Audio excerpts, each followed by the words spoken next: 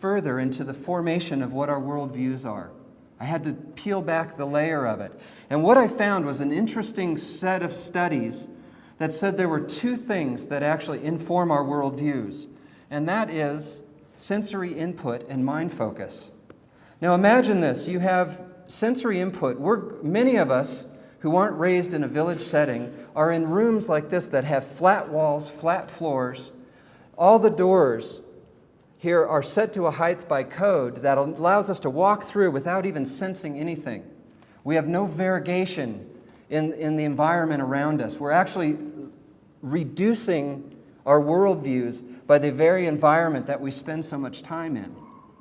And so what we're finding is that with children especially, if we can get them out into the diversity of nature in healthy scenarios, that we can actually expand their worldviews just by the very nature of their sensory input being fed by the diversity of the world around them, in it more than the inside of a building, in a classroom, or in your homes. I mean, what is it? 90 kids in America spend 90% of the time indoor right now. That's the latest statistic.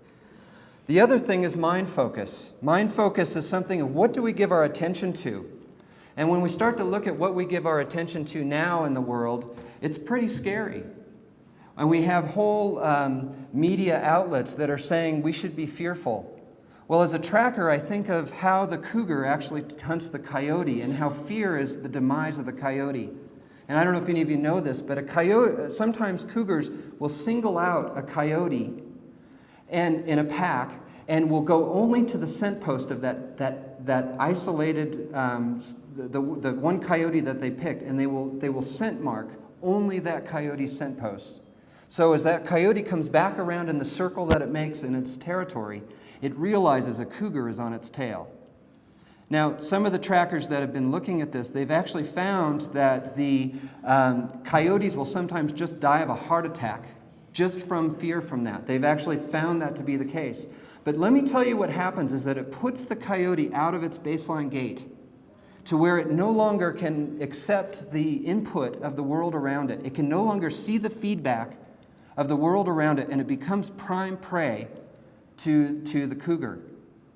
Now let's translate that story into what we're being fed right now. We're being fed fear, fear, fear, no solutions, that we're being put into an anxiety gate that actually limits our ability to see the feedback of all the stuff we're actually doing in the world.